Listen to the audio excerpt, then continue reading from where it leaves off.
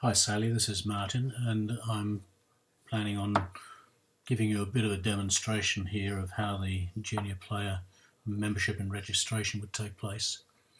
Pretty much as we've discussed, but as you know, we had some difficulty with the Rugby Link bit, and I'm hoping we can get that sorted out in this video.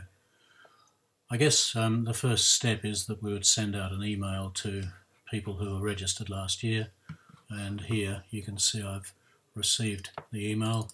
I open that up, then we're looking at this membership and registration for Tracy Child 2, or Child 2 Tracy. We personalise it and give them a bit of information, tell them what they have to do, and let them know first name, last name, date of birth, and the Rugby Link or participant ID for this particular individual. Then if we hit on renew the membership and registration, click on that, it'll take us to the website, and it'll take us to the particular page where we need to set up the registration. If this particular person was already a member, it would display here and tell them when their membership ends. But in this case, I didn't set it up that way. So I'll just click on and say, well, this is actually child, or well, we'll say Tracy Child 2, I guess is second child. So we'll click on second child. Here we need to add the registration year. So we're going to add in 2016 because that's the period we're dealing with. Is it a player? Yes. We have no title, so we need to put a title in. First name, surname, date of birth. We can change the address here. Now I've mentioned here that some addresses cannot be changed on the form because they are shared with another person, typically a parent. Under these circumstances, the owner will be able to change the address when their membership is renewed, which will then propagate to everyone linked to it. So that's about the best we can do, I think, on that. There's no point in not showing the details of the address. So here we could say, well, let's get the junior news. Do they want to appear in the member directory? Yes or no? We'll say no, but they must accept the Harlequin privacy statement. If they click here, they can see it. Now we've given them the option of paying now by credit card, or they can pay later by cheque or funds transfer. Now I'll go through that later, but for the moment let's assume they're paying by credit card. So we'll enter a dummy card number here.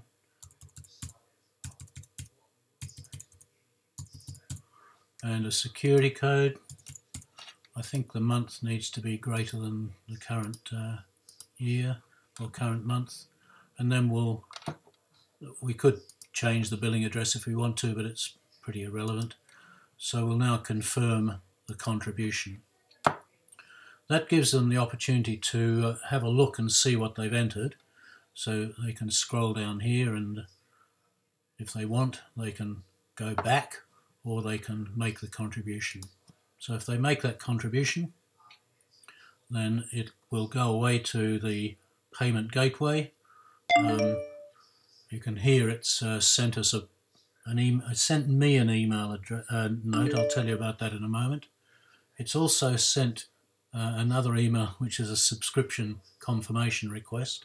We'll have a look at that in a moment. But in the meantime, what the user must do is they must complete this step. So we say, click on the link below, which is junior registration, and they need to log on to Rugby Link. So they need to know their participant ID and password if they know it. If you know your ID and do not know your password, there's a link to retrieve it. If you don't know your participant ID, then you can use the person search to locate it. Once you're logged on, update the details and so on and so forth. So here it says your transaction has been processed successfully. Please print this page for your records. An email receipt has also been sent to martin@fugle.com.au. It would go to the person, the email address of the person. So here's the receipt, and they can print that out if they wish. So the next thing they must do is click on this junior registration link. So that takes them here. Now let's assume they don't know their participant ID and their password. If they enter their first name, which is child 2, and their last name, which is Tracy, and their Tracy, and their date of birth, which I think is the 8th of June 2015. And then say find me, then what it'll do, it'll find you and it will email a logon. So let's do that. So we'll click email the logon. Now if it didn't find them, they can create a new record, but we'll leave that for the moment. So let's now go back to email and see what's happening over there.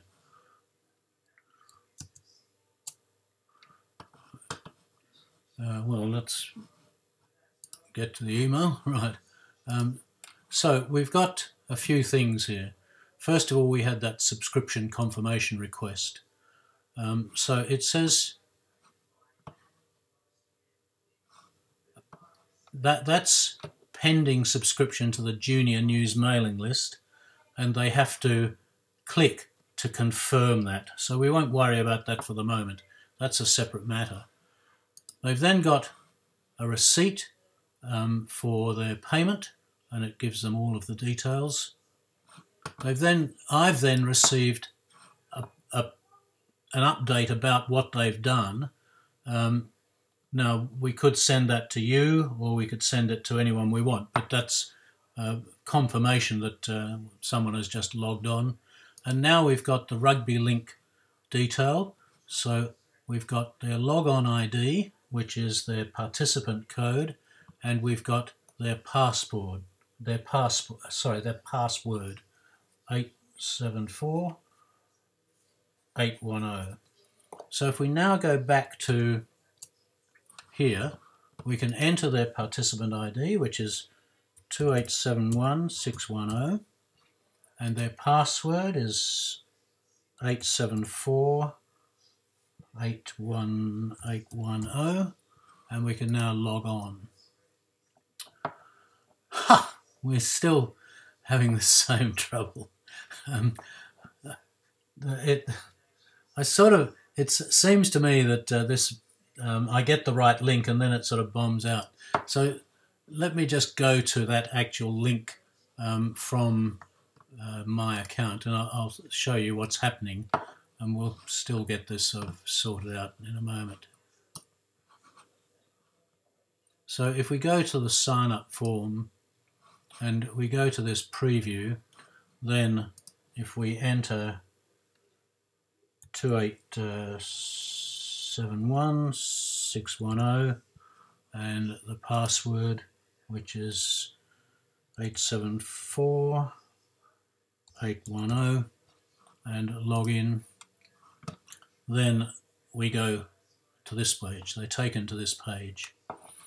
Now they need to select one or other of these. So we'll select junior registration, but you'll know up here it says select the appropriate registration type from the list displayed below. Click the next button to proceed to the next step. Note, the ARU registration fees displayed below are for information purposes only and are already included in your Harlequin Club membership fee. So we go next, and now we can enter or change these details. We can add in a birth country if we want. It's not mandatory. Male, we can enter a school if we want.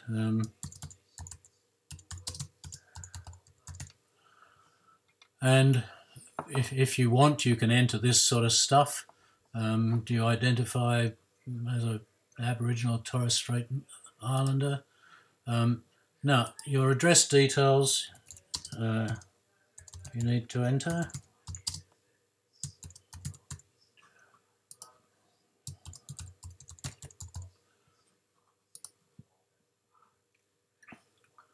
Contact details, mobile phone. And I noticed that's mandatory. and some people may not have a mobile phone. This has already been entered. Emergency contact.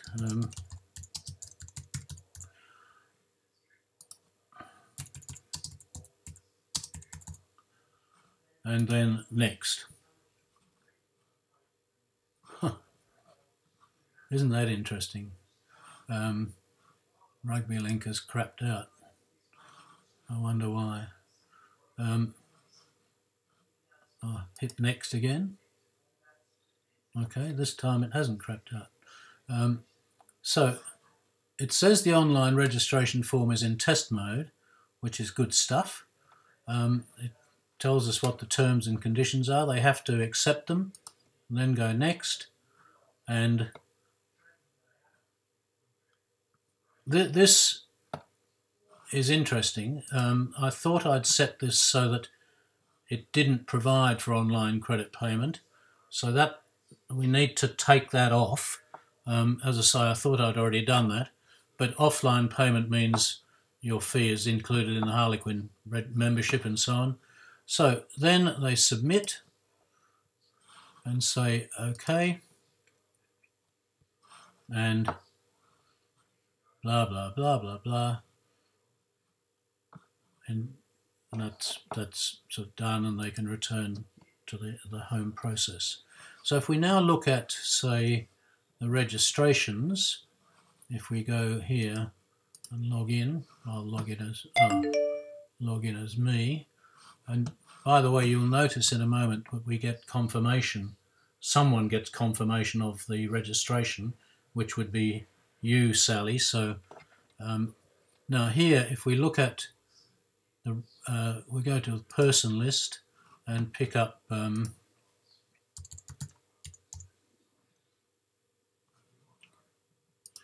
any Tracy's, and here's a child 2, and you'll notice that they are now registered. Now the problem with this in test mode is that actually Rugby Link doesn't provide a test mode, so this is a real live registration, and we've now got to go and tell Amanda that delete it, credit the payment, and it's just a bit of a nightmare, but they need to get that sorted out. So there are a couple of things there that I think I need to tidy up. Obviously that credit card payment shouldn't take place, and the reason, once we get into production, we'll go properly to the Rugby Link, but at the moment it seems going to the preview, it seems that that preview link actually changes from log on to log on. But anyway, I think you can get the idea. So that's pretty much the process. I think it should be straightforward. I think once we tidy it up, it should move forward fairly well. Anyway, have a look and let me know what you think.